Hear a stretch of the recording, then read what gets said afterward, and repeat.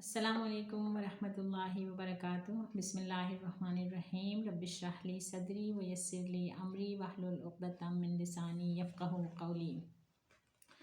حضرت ابو اسید رضی اللہ عنہ فرماتے ہیں کہ ہم نبی کریم صلی اللہ علیہ وسلم کی خدمت میں بیٹھے ہوئے تھے کہ ایک شخص آیا اور عرض کیا کہ کیا ماں باپ کی وفات کے بعد بھی کوئی ایسی چیز ہے جس کے ذریعے میں ان کے ساتھ حسن سلوک کروں؟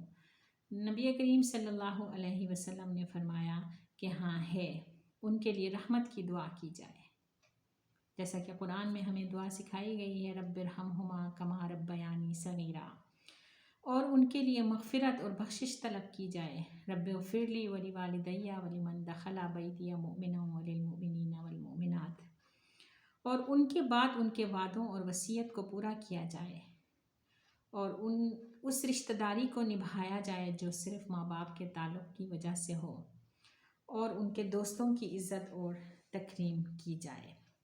اللہ سے دعا ہے کہ اللہ تعالی ہمیں ماں باپ کے ساتھ حسن سلوک کرنے کی توفیق عطا فرمائے۔ السلام علیکم ورحمۃ اللہ وبرکاتہ۔